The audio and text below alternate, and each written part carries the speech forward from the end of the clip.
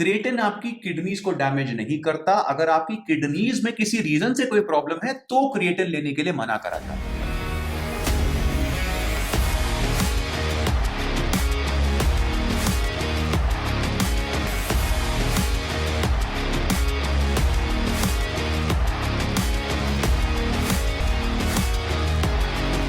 Related एक सबसे बड़ी मिथ है जिसको मैंने पहले भी क्लियर किया है, लेकिन ये सारी मिथ्स को मैं दोबारा क्लियर कर रहा हूं ताकि आपको एक अपडेटेड इन्फॉर्मेशन मिले जो ओवर 1 और 2 इयर्स जो नई रिसर्च आई है उसके बेस पे।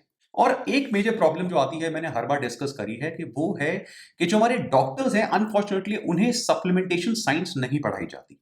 बहुत कम डॉक्टर्स हैं जो कुछ सप्लीमेंट्स के ऊपर रिसर्च करते हैं, लेकिन उनकी भी टाइम की एक लिमिटेशन होती है। इसलिए सप्लीमेंटेशन साइंस की रिसर्च जो है बहुत ही क्लियर है, बहुत ही powerful peer reviewed long term studies already multiple supplements पे करी जा चुकी है और ये प्रूव करा जा चुका है कि कौन सा सप्लीमेंट कैसे काम करता है, क्या उसके इफेक्ट्स हैं, क्या उसके साइड इफेक्ट्स हैं, कौन से सप्लीमेंट्स काम नहीं करते। ये सारी चीजें बहुत अभी तक क्लियर हो चुकी हैं। ऑफकोर्स काफी सारे ऐसे सप्लीमेंट्स हैं जिनके ऊपर रिसर्च अभी बाकी है और चल रही है, लेकिन क्रिएटिन एक ऐसा सप्लीमेंट है जिसके ऊपर रिसर्च ओवर 2 डिकेड से भी ऊपर से चल रही है। हंड्रेड्स नहीं, थाउजेंड्स ऑफ रिसर्च स्टडीज इसके ऊपर हो चुकी हैं, and creatine has been proven to be one of the most safe and effective supplements, not just for sports but also for therapeutic and medical conditions. ऐसी एक myth आती है कि क्या क्रिएटिन से किडनीज को डैमेज होता है। ये मिथ बहुत बार क्लियर हो चुकी है, मैंने भी करी है, लेकिन मैं आपको दोबारा से अपडेटेड स्टडीज के बेस पे समझाता हूं। स्पेसिफिकली मेडिकल प्रोफेशनल्स के लिए है जिनको समझना बहुत जरूरी है, क्योंकि आप अपने क्लाइंट्स को एक गलत एडवाइस देते हैं जिससे वो मिसलीड होता है। ये मिथ ओरिजिनेट कहां से हुई, मिथ आई कहां से? हम सब जानते हैं कि हमारी बॉडी का जो मेन डिटॉक्सिफाइंग ऑर्गन है जिससे हमारा वेस्ट प्रोडक्ट प्रोसेस होता है, निकलता है, वो है हमारी किडनीज। और जो क्रिएटिन होता है, जब हम क्रिएटिन सप्लीमेंटेशन लेते हैं तो वो हमारी इंटेस्टाइन से होता है, वो हमारी किडनीज में जाता है। और किडनी जो है वो आपके क्रिएटिन को प्रोसेस करती हैं और इसको ब्रेक डाउन करती हैं, और जिसका बाय प्रोडक्ट निकलता है, जिसे हम वेस्ट प्रोडक्ट भी बोल सकते हैं, वो होता है क्रिएटिनाइन। तो क्रिएटिन और क्रिएटिनाइन में यही डिफरेंस है।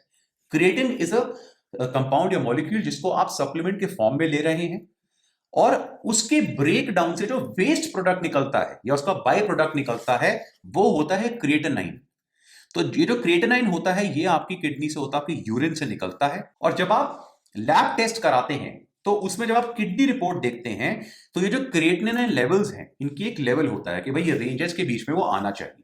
तो अगर वो इस रेंज से ज्यादा या कम आ रहा है तो डॉक्टर्स को ये थोड़ा एक टेंशन होती है कि आपकी किडनीज में कोई प्रॉब्लम है, किडनीज प्रॉपर्ली फंक्शन नहीं कर रही है। डिपेंडिंग ऑन बाकी पैरामीटर्स वगैरह, बाकी एनालिसिस के बाद फिर आपके डॉक्टर्स आपको बताते हैं कि इसका क्या रीजन हो सकता है।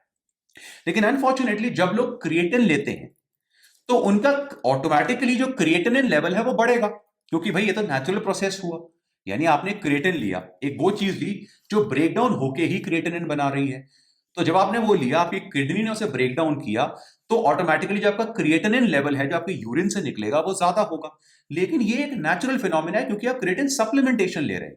ये कोई हार्मफुल चीज नहीं, ये तो एक इंडिकेशन है कि आपकी किडनीज बिल्कुल सही फंक्शन कर रही है।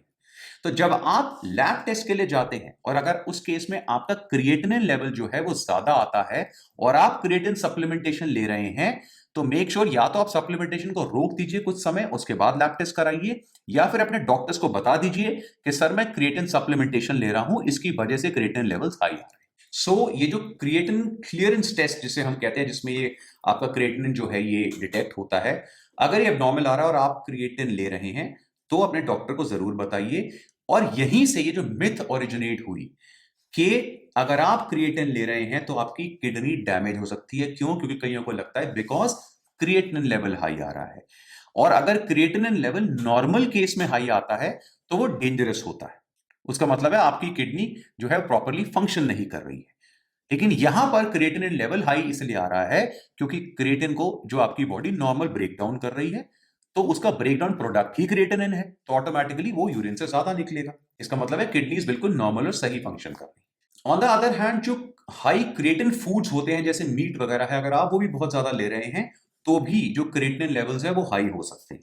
लेकिन इनमें से कोई भी चीज ये नहीं इंडिकेट करती, या रिसर्च में क्लियरली प्रूव हुआ है कि ऐसा कुछ भी नहीं है कि क्रिएटिन लेने से आपकी किडनी पे कोई लोड पड़ रहा है और उसकी वजह से क्रिएटिनिन लेवल बढ़ रहा है। ऐसा बिल्कुल भी नहीं है। मल्टीपल रिसर्च स्टडीज ने over so many years including latest researches ने बहुत ही क्लियरली बताया है कि क्रिएटिन आपकी किडनी को डैमेज नहीं करता, उसको कोई भी एडवर्स इफेक्ट नहीं पहुंचाता। ऑन द अदर हैंड, अगर कोई इंसान किडनी डिजीज से या किसी किडनी की प्रॉब्लम से सफर कर रहा है, तो डॉक्टर्स उसको बोलते हैं कि आप क्रिएटिन या कुछ और चीजें भी होती हैं, उनको अभी मत लीजिए, उन्हें अवॉइड करिए।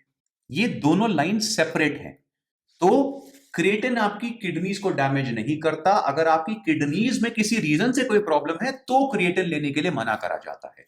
ये दो लाइन सेपरेट लाइंस हैं, इनको उस तरह से समझिए। अनफॉर्चुनेटली जो वन आउट स्टडी आई है इसके ऊपर कि क्रिएटिन लेने से किडनी को कुछ एडवर्स इफेक्ट हुआ है, वो कोई भी रिसर्च नहीं है, वो केस स्टडी है जिसमें सिर्फ एक एक इंडिविजुअल के ऊपर ऐसी स्टडी आई है। फॉर एग्जाम्पल, एक स्टडी में एक 18 साल के बच्चे ने एक हॉस्पिटल में रिपोर्ट किया जिसका नॉर्मल किडनी फंक्शन था, लेकिन जब वो हॉस्पिटल आया तो उसको नोजिया, वॉमिटिंग्स और क्रैम्प्स वगैरह हो रहे थे। और उसने अराउंड 5 दिन तक क्रिएटिन लिया था, लेकिन अनफॉर्चुनेटली उसने जो क्रिएटिन लिया वो बहुत हाई डोज में नहीं, ऑलमोस्ट 20 ग्राम्स रेगुलर क्रिएटिन लिया। और जब उसको चेक करा गया तो देखा गया कि उसको जो एक्यूट रीनल फेलियर की प्रॉब्लम उसे हुई, जो काफी सीरियस हो सकती है।